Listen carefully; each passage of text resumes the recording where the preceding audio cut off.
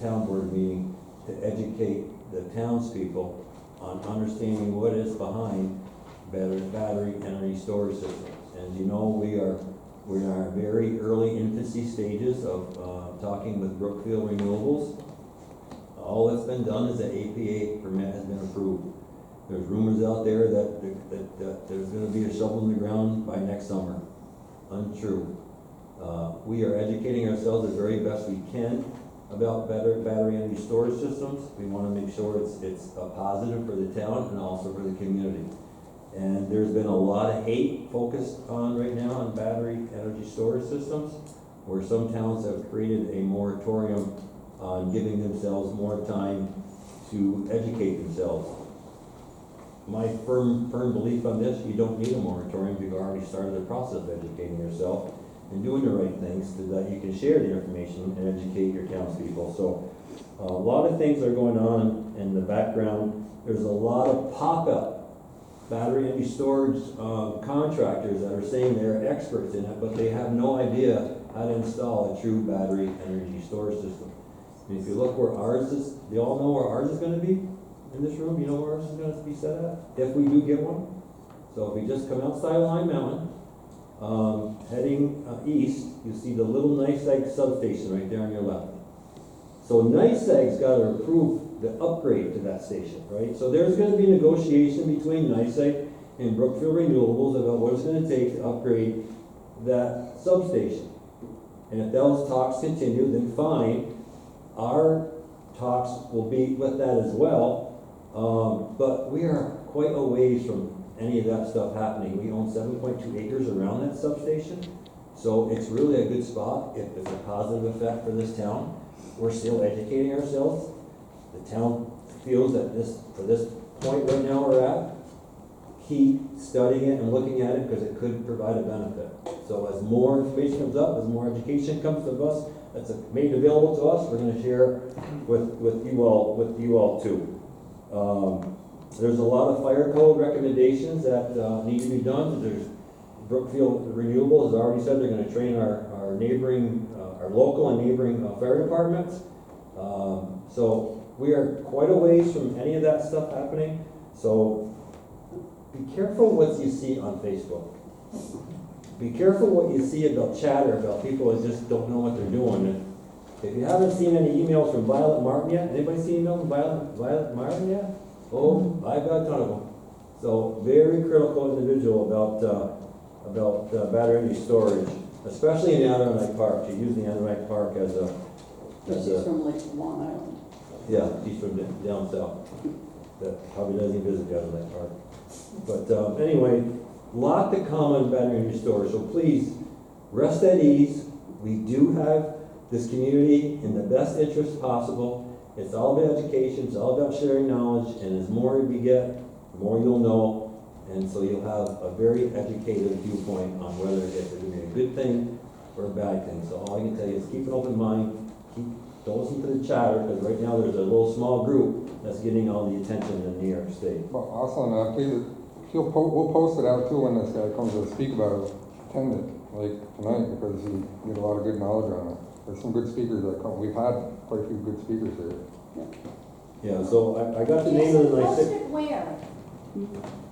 Where will it be posted? Well, the last time it was on the board, wasn't it? Yeah, our website. On the website. We always put it out on the website. Okay, I didn't see tonight on the website, so I'll look more. So this individual, her name is Camille Warner. She is from NYSERDA. Just did a wonderful presentation. So we're gonna invite her in for a board meeting, for a monthly meeting. So that's coming. Okay, what else? And Judy, you're always at the meetings, so you'll. I know, but what about the people who aren't, or don't pass by the beach, or, you know? Yep. Okay, I attended the Cliff Correctional Community Meeting. I gotta get my notes here on that. So, I'm gonna be honest with you, it was a good meeting to meet people from the area. I don't know if the final outcome of the meeting was beneficial to me, to be honest with you, but it's good just to hear what they're going on at the jail. But let me get my notes on that. I can tell you more about what's going on there.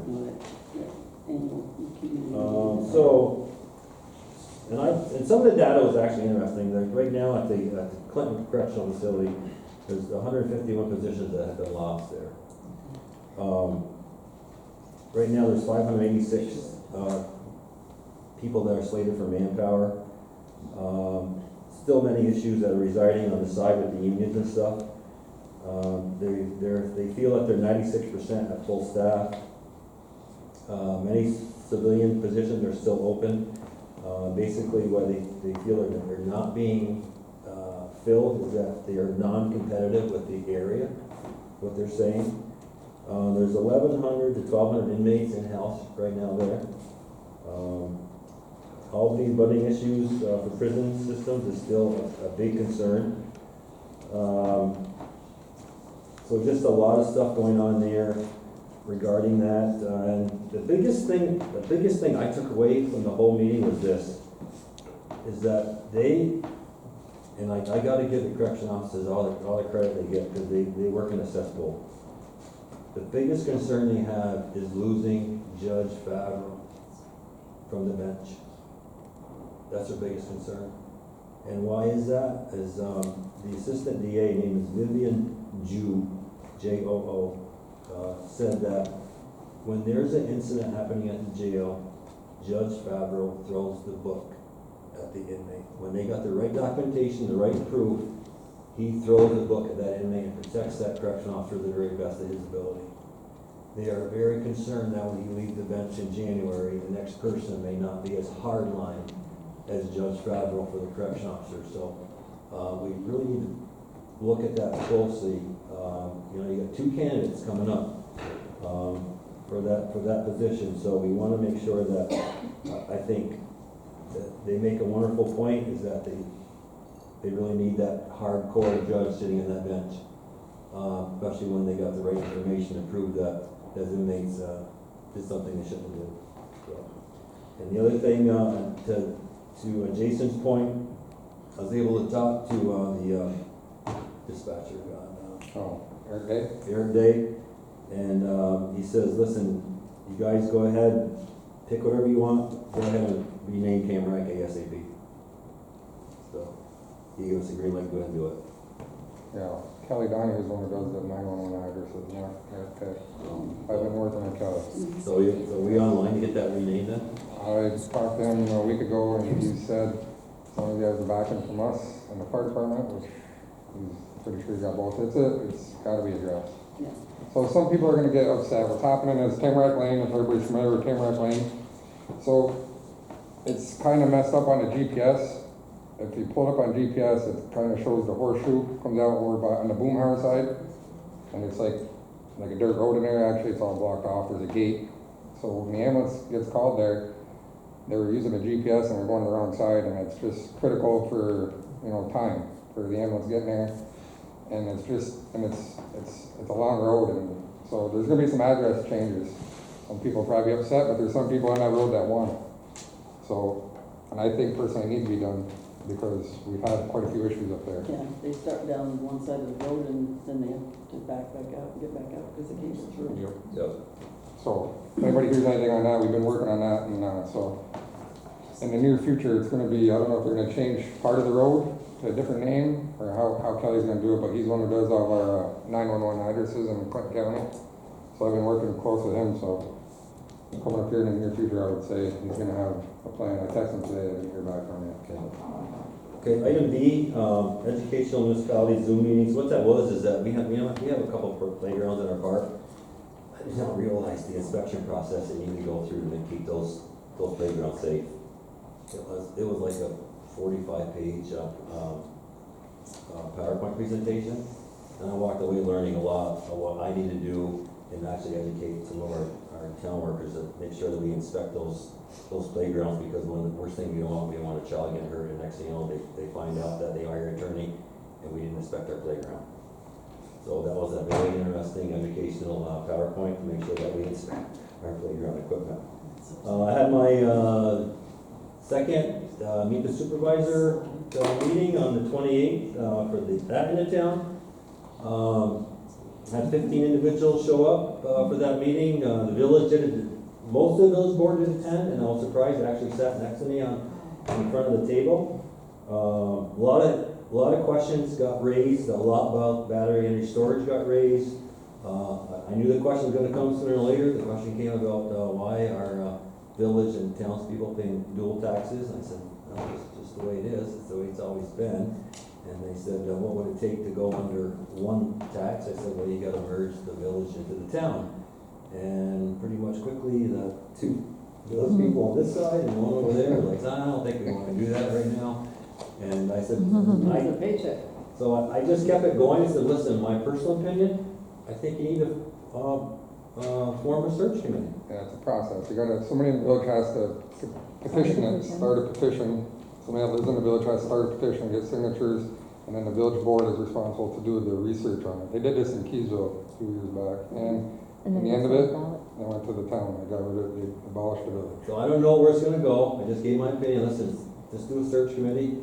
If we need to negotiate where we got to put a couple more board members on in the town to help, alleviate some of the pressure from the village, I said, we can look at that. I said, but to me, let's look at it. I mean, you got people that are interested in it, let's look at it. Well, another aspect of that too, if you, everybody's familiar with the village, so where Smith Street is, where the Catholic church is, from there down is all town of Saranac.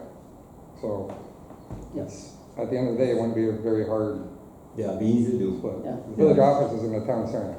Yeah. So, So that was a good meeting. I had one couple of individuals said, keep it going, because it's nice to hear what stuff are going on. And I kind of said, well, it'd be nice if you just come to my board meetings too. So, but, I'm gonna keep doing that. So just to, you know, still going. Right risk management building inspection results. We did have a failure in the garage. One failure. Wasn't that bad, but it was still a failure. I have a person coming in, a tech coming in Friday. When the guy did the inspection in the building, he noticed that our sprinkler system had not been inspected since 2024. So he noted it, took a picture of it, and sent it in, and then we get the formal letter that has to be done by a certain amount of time, which we have, I think, 45 days to do it. But I have the tech coming in Friday to inspect the sprinkler system in the building. They went through all of them. So Roy, that should have been done, that was done last year. with no tag. No NCCS. tag. They missed the But tag. they they missed must the have. tag. Didn't see a tag. I can't prove without tag. Yeah. Is that a big issue we had with that Oh one? my God. NCCS. What an issue you had. Clinton County Highway, so just let you know, we're meeting, we now meet, every quarter now with all of Clinton County, the towns come together. I'm gonna give you the reason why, is that, you know, you gotta give Debbie credit, what she did, 2 years ago, you did the county roads? Is it 2 years ago? Mm-hmm, yeah. So, Two winters ago. may all not know this, is that, we get a stipend from Clinton County for plowing their county roads. And I forget what mile, how many miles do we have county roads? I can't remember. off the top of my head. 11, About Yeah. 12 miles? yeah, a little under 12. They're easy roads to plow, but it's still, it affects our wear and tear on our equipment. It's product we have to use. Our guys have to go out and do overtime when the roads are bad. And it's just, we don't get, it's not a break even for us. So Debbie did a lot of homework on, and this, and not factoring in burden. So burden's about 30 to 35%, insurance burden. We went in the hole 60,000. 60,000. So, we're gonna watch it this year very, very closely. I made a very blunt point to Christine Peters, who's the new administrator. I said, Christine, don't take us the wrong way, I don't mean to threaten you in any way. I said, if we don't get anywhere near cost neutral for 2028, okay, we're gonna watch 2027, or 2026 very closely. For 2027, I said the town of Dannemora is gonna opt out of plowing county roads. All the towns are having this issue too, town of Saranac, all the towns that are Yeah, contracted with the town. nobody is getting what it costs us to do the roads. And I mean, and we're talking Saranac, or Standish Road, Shady Shady Lake Lake Road, Generally Manor Road, generally our Manor Road, Plank? No. no, we don't. and, Yeah. That So was that, the three. but it, you know, the product that we put down, the man hours, and, you know, and we had the last year that I did all the calculations, it was, well, 2 winters ago, we had all that rain, and it would rain every weekend, and we had ice every weekend here. And the county questioned, well, why are you guys going out on the weekends? We don't have to do it here. And I'm like, yeah, you're at 300 feet, and we're at 2,000 feet. So, you know, you figured out when it's raining in Plattsburgh or Beekmantown or Champlain, it's snowing or it's ice here. And Saranac had the same issue with them, and they have 86 miles of county road that they do. So, Awesome. so you can imagine, extrapolate from what we're not getting paid, what they're not getting paid. And on that note, Yeah. when we're contracted with them, we're responsible. So if someone gets called in on that road too, our guys have to go. It doesn't go to the county. We're responsible for that road. That's part of the contract. That's So correct. if the road's bad, we have to take care of it. So that's why they're out doing it. And you look at wear and tear on our equipment, a new truck now is over $300,000 for a new truck. And right now, they're 2 years in arrears of getting into towns. 2 years in arrears, so. Okay, item H is, town supervisor meeting. So what's unique about this is now we're now forming a alliance with all the town supervisors. And we meet, every other month to understand what's going on in each town. And can we get knowledge from them? Can we share knowledge with other towns so we don't sometimes make the same mistakes twice, right? So, I got voted secretary for that supervisor, like everything I need. And, but it's really informative, because I'll tell you, here's some of the stuff that towns are dealing with. It's like, sometimes our problems are this big, honestly. This town's in really good shape. Let me tell you, this town's in pretty damn good shape. And to hear other towns are going through, it's like, we don't have those problems, so, which is good as well. Item I, New York Towns, Association of Towns. Chris Ketzel visited the city of Plattsburgh, and he gave an update, basically what his legislative pull can do to Albany. And he said it very, very bluntly. He said it's very difficult to deal with the Albany political regime. It's highly democratic, and they really do not care about us up here in the North Country. It's that darn simple. And he made it very clear to that point. So it was a good meeting to have with him. And then item J is this is a unique one here. Actually, Debbie is a member on the board on this. It's called the Adirondack Association of Town and Villages. You only can belong to this if you're in the Adirondack Park. You only can. So now you get to know the core of the Adirondack Park about what our towns and villages are going through relating to the Adirondack Park. And I was able to go through that this past week on June 1st.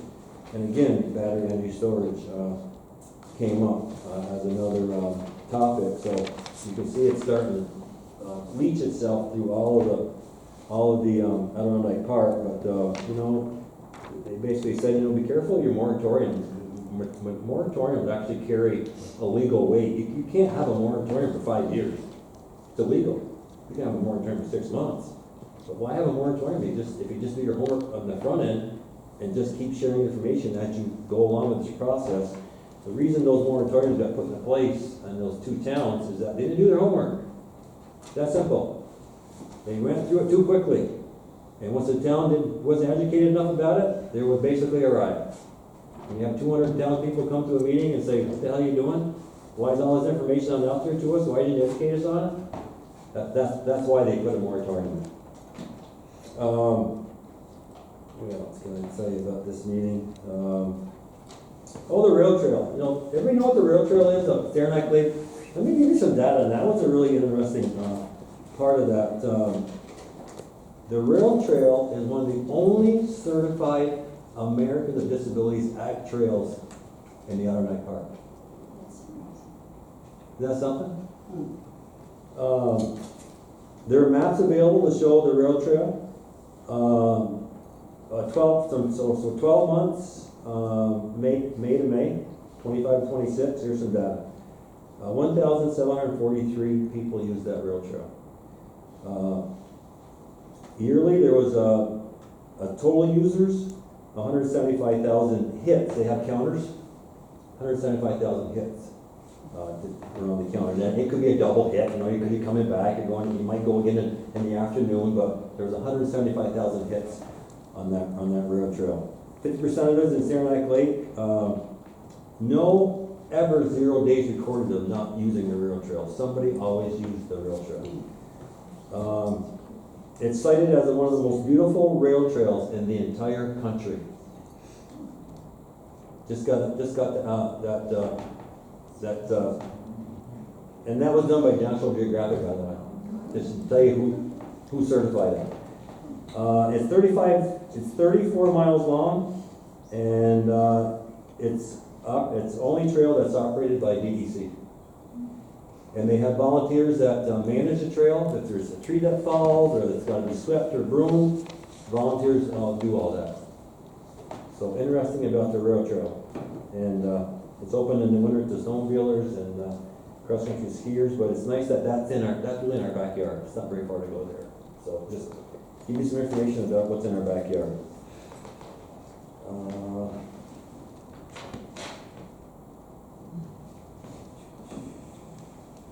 There's more bills coming out. There's a bill called 6790A, and basically this will help Jason more or less, but they're trying to have a bill where they support EMS and fire at a more regional rate, almost to the point where they create a regional base, and those regional people get paid to do the job as an EMS and fire. And one of the big things that came up is that there's so much competition for EMS that, you know, EMTs are jumping for a quarter here, a quarter there, so we'll lose a person at Dannemora and go to Champlain. One of the things that they said that need done is they need to be a national bill that basically puts a competitive dollar amount on those EMT positions.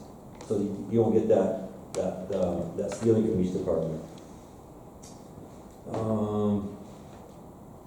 That's basically covers everything I have for you under new business. I'm sorry that was lengthy, but I thought it was good for you to share information about what's happening here in the town. Anything under new business anybody would like to share with us?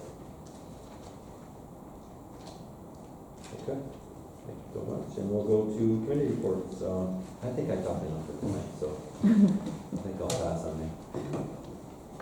Debbie? Or no, Maxine? Carter. So Jim's not here. Yeah, Jason. I think I'm good. I mean, when's the next EMS meeting, did you say? Really there. Everything's been good so far in EMS, and She usually kicks an email out. I didn't make the last meeting, so I'm not sure. Usually go about 2 months, and we meet again. For some reason, I thought they said August. Yeah, I thought so too, because they want to elect a new interim mayor. Right. They probably will be honest. Yeah. Okay. Going good, so. Mike Denton? So just a small thing on the kerosene spill, because you never know if DEC is on your side of the fence or on the other side of the fence. So they come to the kerosene spill in the winter, and they could have really cared less about the kerosene spill. They brought inadequate stuff to put down on the ground, and they left on a Friday afternoon, and they said, we'll see you on Monday, and left 500 or 600 gallons of fuel oil there. But on the other hand, I built my house in 19. They only want to know where the septic was and how high my house was. But Patnodes are building, I'll say, another part to their camp. And they came in on them and made them shorten the building by 4 feet. Because they either needed to add to the existing camp or take 4 feet off the blueprints to what they were gonna build. So you just never know with the state. I know, So, Keith's wife was gone, and she said government at one point through it. You know, they're either damned with them and damned without Yeah, them. to give you an idea with that spill too, I should get a little more data on that. That spill, they have to break through almost 16 inches of frost. And then when they finally got to where they got good dirt, it was 14 feet in the ground. That's how quick that kerosene leaks in that portion. And what it took to fill that hole, our dump truck holds 4 yards of ore sand. It took that truck 28 times to fill that hole. because he had to use a small truck, because the big truck The wouldn't. gate wouldn't go. The gate doesn't- That's how size that big the hole was, they finally got that dirt cleaned out, and the dirt all got put in big plastic tarps and sent down to Brent's Falls and got incinerated. That's where it all went, just let you know. Anything else, Mike? No, good. Debbie? I just had some trivia. So he talked about 1,200 inmates. When you look at the town of Danamora's census, they're counted in our census. So when it says we have 3,890 people in the town of Danamora, 1,200 of them are behind the wall. That's why we also have a very diverse town. We have. Just so if you're looking at census and you're wondering, you know, hey, where are these 4,000 people? Well, you're not gonna see half of them. Maybe we can use that number in a healthy way, like so much per person, we get paid. Yeah, Yeah, for sure. I wish. that's okay. Okay. Mark is away, so right now the three guys that we have are doing all they can to make sure everything's well. Oh, I do have one more thing, I'm sorry. So, this is for some reason we can't figure out why our boat wash system has failed. So we're working on it all day today. We worked on it all day yesterday. We thought actually the line was frozen. The decon Yeah. station? Yeah, so we thought the line was, and I talked to Brett about it tonight, because he tried to help us with it last week, when they had their person down here watching the lake. So, our great town workers, basically did some tests. We now think the pump has failed. That sucks the water from the lake. That was done in a grant. We priced out a new pump, I think it's like $300. The town's gonna pay for that pump. So we're gonna get that pump ordered, and we're gonna get that milfoil thing back online ASAP, just to let y'all know we're trying like hell. We don't know why it failed. It worked well when we got put away last year, but who knows, the diaphragms and pumps are rubber, they collapse, they crack, they weaken, so we're gonna get that Is our online steward here ASAP. yet? Excuse me? Is our steward here yet? Or what? Is the steward here? She was there last weekend. The boat launch steward, are they here yet? Yes, they were actually there this past weekend. Okay. Yes, they were. Okay. Yeah, it's 30 days, so it should be good. So, that's the latest update I have. Is there anybody who wants to ask any more questions about follow-up in this meeting tonight, or next steps, or whatever? Let me thank you all again for coming this evening. I get excited when I get this room full, so Next meeting, July 1, 5 o'clock. I probably won't sleep tonight, so I'm just so excited. So thank you all for coming, I really appreciate it. Enjoy the rest of the evening. I do need a motion to go executive session. I'll make that motion. Sorry. Any more discussion? Thank All in you all. favor? Thank you all for what you do. Thanks for letting me do my job. Oh, I'm sorry. Thank you, thank you, thank you, thank you. I'll take the camera with me now. How you doing? Good. I love my little bird. I love my little bird. Just imagine the way. Did he leave? I know he's too many people. I know it. I don't mind him. No, it's good. You know. It's just 7 o'clock. Probably God. Radio, Probably napping, right? Yes. You have a good night. You too. Get some walking in tomorrow. Yeah, I did yesterday. Did you? I didn't. I had a meeting yesterday. Really upset. But Yeah, when you can. and today I walked around outside and then I walked around in here. So tomorrow I'll get some walking done. Sure. Yeah. Yeah. You tell him I said have a good night. I Okay. will, you too. Bye-bye.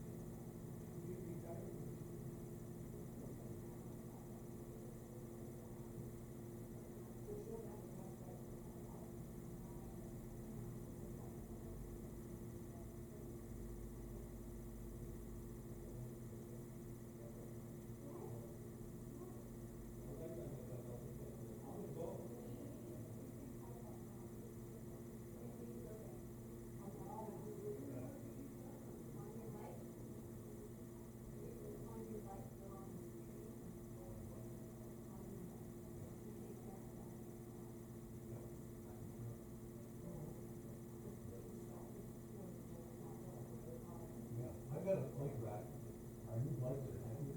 I don't trust it.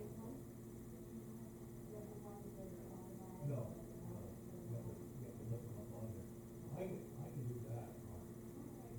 I'm not sure if the rack is sturdy enough to hold, these bikes are very heavy.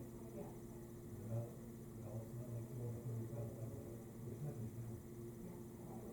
So you need a sturdy.